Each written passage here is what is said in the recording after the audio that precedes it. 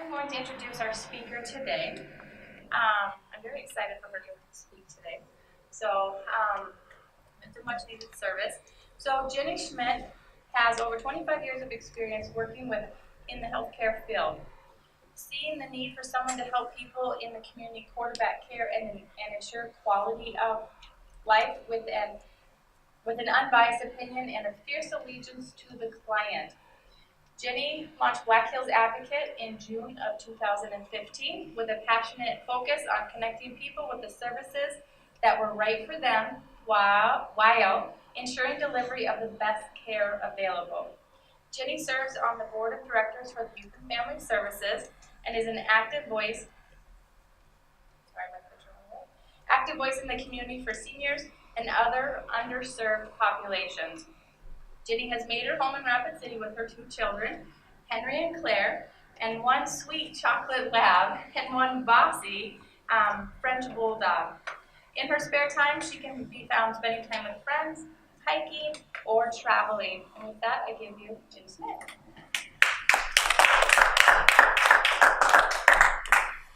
Thank you. I'm really happy to be here today and share a little bit about my entrepreneurial journey and how I got here. So we're gonna take a trip way back, and I'm gonna tell you a little bit about my personal history.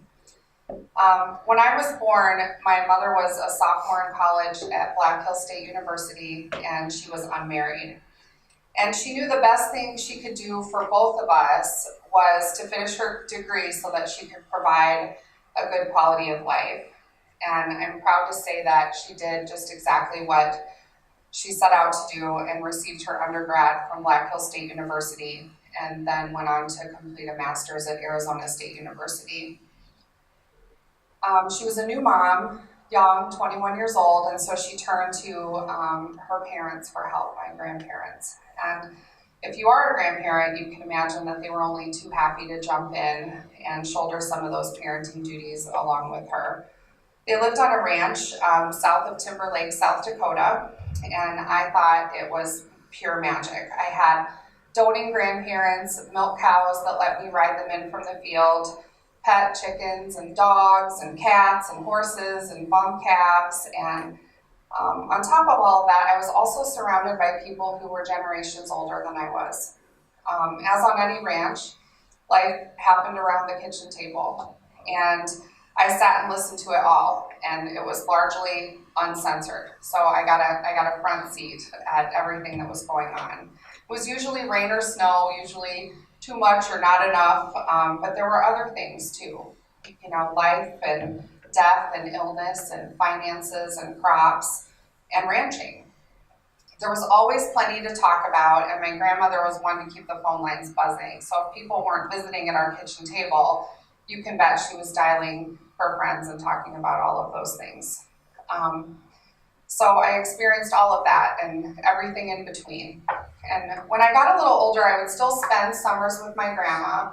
And my grandpa had died by this time, and my grandma took a job as an area supervisor for a government program called Green Thumb. And Green Thumb was a program that put low-income seniors to work. I was 11 years old, and of course, I didn't have a driver's license.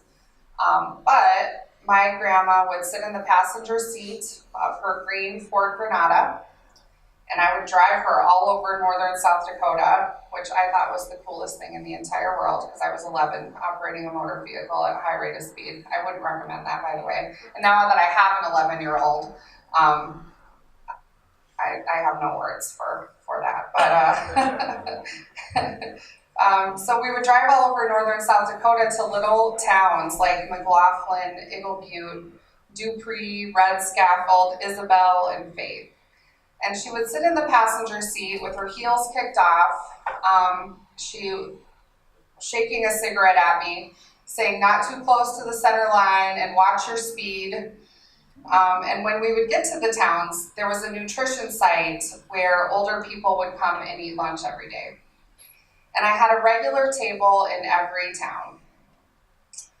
While my grandma signed up workers for Green Thumb, I spent time with older people, eating lunch, listening to stories, helping clear plates, serve food, open doors, and really just kind of immersed myself in that world. My grandma was a huge one about repeatedly saying, respect your elders. And so I feel that was instilled in me from a really young age. Back in my regular life in Rapid City, I shared a paper route with my brother Jesse for 5 years. We lived on the avenues over in West Rapid City off Jackson Boulevard, and his route was 1st and 2nd and half of 3rd Avenue, and my route was the other half of 3rd, 4th, and 5th Avenues. And he could do his route in like record time, maybe 20 minutes if he really hurried it along. And my route took over an hour, and a lot of times it took longer than that because I would go in and deliver the papers to the people. Sometimes to someone in a chair or a bed. I would pour coffee for somebody else. I would take out somebody else's garbage. I would do all kinds of odd jobs.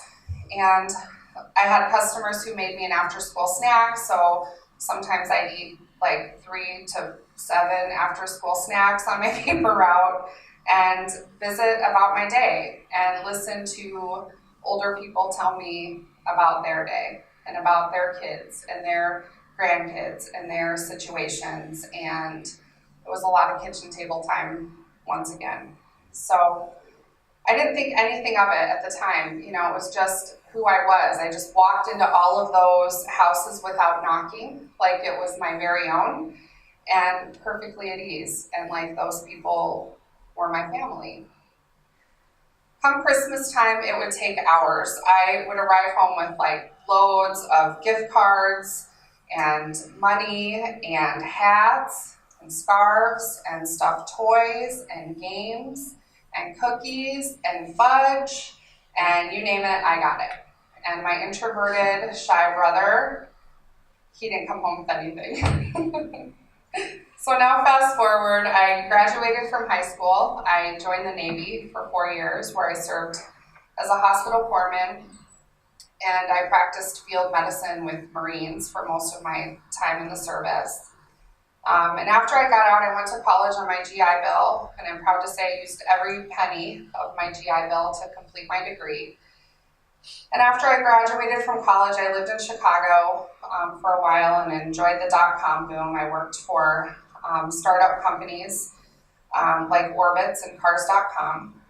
And then I got an itch to come home to Rapid City. You know, the place when I graduated from high school, I swore I would never come back to Rapid City, not ever. You would never catch me back here. And for some reason, it really just pulled on my heartstrings to come home and be near family. So I came home, and I actually drove a Schwann truck for 3 months because I thought it was like a bucket list thing for me. The Schwann truck always came to my grandma's house when I was little, and I thought it was the coolest thing in the world. So I did that, and at that point in time, I was really trying to figure out, what I wanted to do with my life and my career. And I landed a job at a local retirement community, and this is the place where I really reconnected with my passion for serving seniors and rediscovering those gifts that I had and developed from a young age of developing close and trusted relationships with them. And so, my passion really got reignited, and I found my people again, and I really realized how much I enjoyed aging services and being involved with the aging population. And my position consisted mainly of connecting elderly with housing. And it was a great job, and I was really happy there for almost a decade. And then I began to realize that for every person I was able to help and connect with housing, there were 10 other people where what I had to offer wasn't a fit. And my office at the time looked out on the parking lot. And so I would meet with families, and if it wasn't a fit, I would look out that window and I would watch those families leave my facility and leave my office with their shoulders down and their heads hung low. And I wondered, who was helping those folks navigate those murky waters of aging and frailty, and in some cases disability, and just plain life. So during those years, I was there for about a decade. And during those years, the seedlings of what would eventually become Black Hills Advocate began to kind of germinate within me. And I began to ask myself a whole bunch of what-if questions. My conscience continued to get itchier. And I asked myself, what if I just hung a shingle? What if I just hung a shingle and said, here I am, and I want you to bring me your box of bills, your big questions about what's next for you, your dysfunctional families, your spouse who has dementia that you feel isolated and dealing with and all on your own, your big ugly medical diagnosis and your mountain of insurance claims, your medical bills, your house that doesn't work, or your aging parents, and your end-of-life questions. And what if I had a business centered around really quarterbacking services for vulnerable people? And what if I had fierce allegiance only to the client when their best interest was my only interest? So many times we go into seek services and everybody has a service to sell us, and I know that I'm not the only one who thinks in the back of their head, is this person really in it for the right reason? Is this person recommending this service or my widget because they really feel like it's what's best for me? Or are they trying to sell me something because they have their own agenda of what they want to accomplish? And I didn't even know what this thing that I wanted to do might be called, or if anybody was doing what I wanted to do with any degree of success. But then I decided it didn't matter. And so on June 1st of 2015, I launched Black Hills Advocate with one box of trifold brochures and one box of business cards. I hit the pavement and I met with everybody I could get a calendar appointment with. I talked Black Hills Advocate 24/7. I made doctor's appointments I didn't need so I could get FaceTime with the medical community. And at the end of 2015, I closed the year with 6 clients.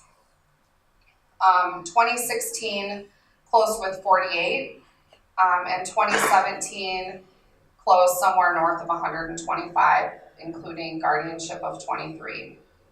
I have a terrific business partner who's here today in the audience, Amy Matson, who joined me in January of 2016, along with 4 other amazing staff members who are all women who believe strongly in our vision.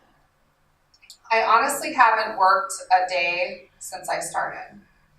It's what I love, and I feel like it's who I was always meant to be.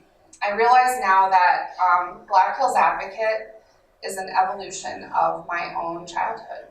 And I spend a lot of time still sitting around kitchen tables, talking to people about big things and big questions, and allowing them the space to be vulnerable, and bringing my expertise and my team's expertise into helping them solve those big questions. I still have lots of lunch with older ladies, and I still bring in the paper without knocking, and I eat a lot of snacks. And as many of you are either living your big dream or contemplating what that looks like for you, I encourage you, and I'm with you in spirit and heart. And it's your, I would just like to remind you that it is your one big, beautiful life. We are here for such a short time on this earth. And I hope you use your talents wisely in whatever capacity you are called. And if you ever need me to come sit at your kitchen table, I'm always ready. Deanna Beckett, character coach. What have been your top, maybe one or two toughest questions you've had to answer or deal with? You know, I think always, how much do you charge? Like, how much is this going to cost me is one of the hardest questions, especially before you've had the opportunity to prove what your value is. And so, you know, that's always a hard question because, you know, Amy and I have very different personalities. I do more of the business development, onboarding of clients, and Amy does the operations, which means she does all the billing and all the numbers. And of course, she will say, have this idea that, oh my gosh, I just want to help everybody. I want to be of service and do everything that we do, and we'll just worry about that later. When in reality, I think that we sell ourselves short when we don't value our services and be upfront and honest about what those things cost.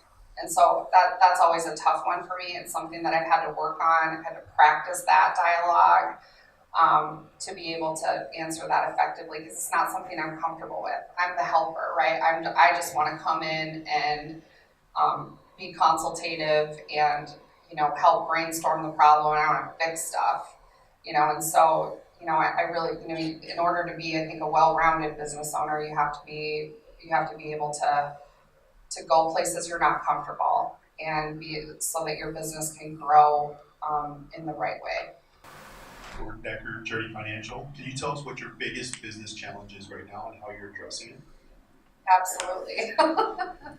You know, they say owning a business and being an entrepreneur is a journey, and I would absolutely agree with that 100%. I think the thing that we are struggling with right now is growth. And also, so within growth, you know, you have to bring staff on, you have to have other people, and how, you know, so like, how do you create another me? And how do you create another Amy? And how do you create another operations person? Like, we have kind of a solid core, but then how do we grow that beyond and impart that company mission, vision, and those qualities to our staff? And so that's been a huge thing. And then also, you know, we set out 2018 was the year of process. It was the year of improving processes. So really trying to put the detail and document the how it is we do what we do. So, you know, the questions vulnerable adults and seniors have in Rapid City are not unique to Rapid City. They're problems related to the human condition, right? So I think, you know, we can be successful in Rapid City, but that's not good enough for me. Like, I and my team have a shared vision of, like, how do we create this pattern and make this model so that we can have an advocate company, which probably won't be called Black Hills Advocate, but how do we pattern that so that we can expand it to other locations? And, you know, I mean, I always say Rapid City is a tough town to do business in. And I think if you can make it here, you can make it anywhere. And so that's been one of our biggest challenges, and it hasn't been without painful lessons, I will tell you. You know, because when you are going through the process of figuring out your why and who you are and how you do what you do, you know, growth can be painful. And so I think we've experienced a lot of those growing pains this year. Are there any programs your clients can participate in to help pay for your services? You mean like a partnership with a nonprofit or something like that? Anything, just to... Yeah, so I would say that the philanthropic part of our business is a big deal. Like, we always look for ways to give back to people in need. If people can't afford our services, I always say, call me anyway. You know, a lot of times there are ways, and there are, I don't know if it's, you know, I have a strong belief in God. I don't know if it's that, but I really feel like it always works out. I can't think of anybody that we said, no, we're not going to help you because you can't afford our services. So, you know, we are, one thing I can say about our team is that we are creative, out of the box thinkers. Like, we don't just look at, like, oh, well, you have that much money in your bank account, you can't afford us. No, we want to know the whole picture, the whole story, because And there also might be benefits that people are missing that they don't even know about. You know, we have lots of clients who are veterans. We have clients who come to us and we do a benefits analysis and we say, oh my goodness, they're missing these 4 things where they could be getting assistance or help in these ways. And so, you know, with people who have limited resources, our goal is to always find a way to pay for ourselves so that we can help the person who needs it. You mentioned the struggle with setting a value on your services. How do you go about determining that value? Sure. So that was a big conversation because one of the things, so it's a box of business cards and a box of brochures, but on the back side of that, you also have to have a contract and a rate schedule so that you know kind of where you're going, you know, as far as what your services are worth. And I really, in the business development stages, which I'm really talking about the year prior to launching Black Hills Advocate and quitting my job, was all about kind of creating my own brain trust. So surrounding myself with business owners, entrepreneurs, people in social services, aging services, an accountant, an attorney, and consulting with those people about that very question.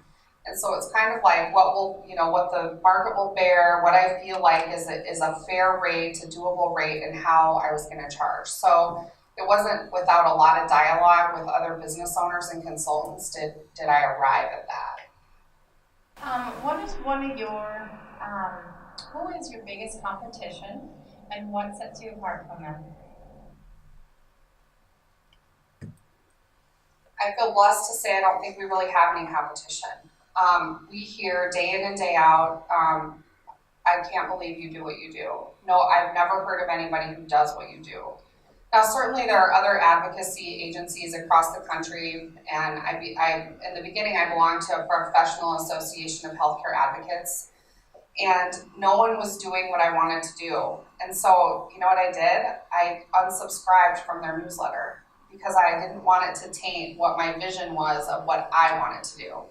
So I would say, you know, as you're contemplating entrepreneurship and you're contemplating your big dream, sometimes you just have to not pay attention to what the other guy's doing and create the thing that you want to do in the way that you want to do it. Because that's where real innovation comes from. That's originality. People think, oh, what a novel idea Black Hills Advocate is. And I think it's because I didn't pattern it. You know, we live in an information-saturated society where you can almost Google anything and copycat and pattern what you want to do off of someone else's idea. And my challenge is to have your own idea and to figure it out. And so, nobody that I know of or have ever heard of in an advocacy agency does all the things that we do. Are your services just for the aging population, or do you extend into, say, a parent who has a disabled child, and does that, if it's a minor child, do you also work with the schools to advocate for whatever services should be provided in the schools as well? Sure, so I'm really glad you asked that. The question was about, do we only advocate for seniors? And the answer is no. So right now, our youngest client is 18, and our oldest client is 100. And so, vulnerability happens at any age. So, we have guardianship today, and I think we're at 27. We'll be at 27 as of probably next week. 27 individuals, most of whom are under the age of 65. And so we have, if I had to categorize who makes up that number, it's veterans with traumatic brain injury or severe PTSD. It's people who are chronically mentally ill. It's schizophrenic folks who are adults who need the intensive type of case management that we offer. Yes, we have had parents with disabled children come to us who have children who are on what's called an IEP or an individualized education plan within the school who feel that they aren't being heard in that meeting because there can be 5 people on the other side of the table and one parent over on the other side who's the advocate all by themselves for their child. And so, I always say that never underestimate the power of a wingman. I think Tom Cruise said it in Top Gun really well, never leave your wingman. And I think having a wingman means it's somebody to fly by your side and somebody to support you. You know, when you add another person to your team who's there to advocate for your best interest, better things happen, better outcomes happen. It's the same thing when we go see our clients who are in varying levels of care, whether that's in their home or assisted living or skilled nursing or the hospital. When someone is looking and asking intelligent questions and using critical thinking skills, care is better. That's a fact. And so I think there's, you know, people say, well, who needs an advocate? And I say everybody. Everybody will need an advocate at some point in their life. There will be an illness, an injury, or a situation where we are not equipped to handle it alone or with the team of people we find around us, meaning our friends and family. And so that's kind of a long answer to the question, but I do think that, you know, advocacy works because it helps people to elevate their game, you know, to make sure that we're taking care of people in a quality fashion. We're not afraid to ask hard questions. You've kind of been touching on this, but I kind of wanted to ask the question: how do you build awareness and education in this space when you're so new to it and there's not a lot of people in it? So it's kind of funny. We just had a staff meeting yesterday where we practiced our elevator speeches with our staff, and so now the big question is we walk around and ask each other all day long, like, what does Black Hills Advocate do? And then we answer. But I think it's, you know, we attend lots of, you know, the Aging Gracefully Expo comes to mind because it was just 2 weeks ago, but we attend things like that. We're always meeting with new administrators at hospitals and care facilities, getting the word out that way. You know, we ask our current clients and people that we work with for referrals and word of mouth. You know, word of mouth by far is the #1 referral source for us.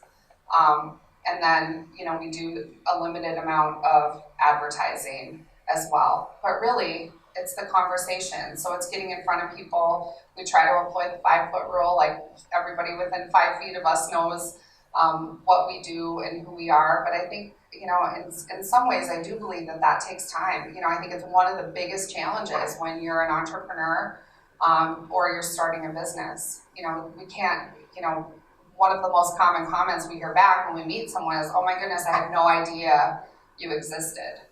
And so, you know, we try to combat that as much as we can.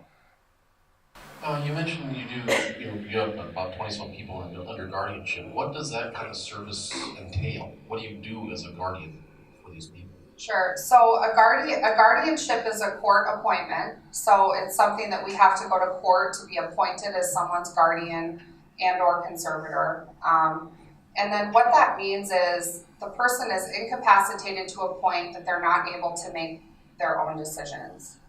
And so basically, in the legal term, we are able to act as that person. So making decisions in their best interest, whether that's level of care decisions, case management decisions.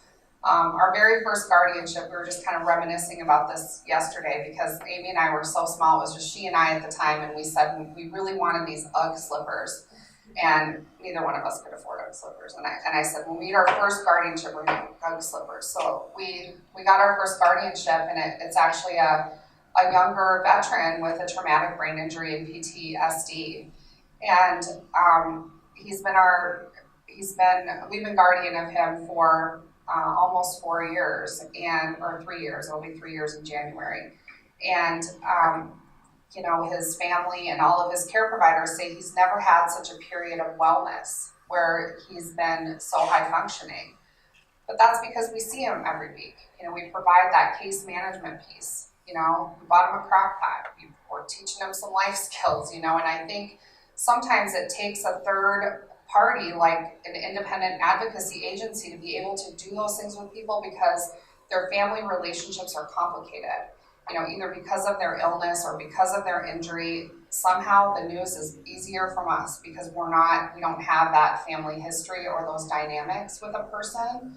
And so, and plus there's many of us, and sometimes they've worn out their family relationships as well. So, that's kind of what it looks like. We basically have, for lack of a better term, we call them our kids. Amy and I have 25 kids together, and so we do all of the things that it is parental in a way. We make sure that they're medication compliant, that they're buying groceries, that they're spending their money in a good way and not on things that they shouldn't be. We're seeing them, we're driving them to doctor's appointments, we're helping connect the dots with their providers, and we're also there when those things go into crisis. Because with mental illness, you can have smooth sailing for a time, and then there inevitably will be exacerbations in their condition that require some real hands-on approach. But over that time of smooth sailing, you can bet that we've put those pennies in the bank with that person, and we've built that rapport, we've built a trust level with them, and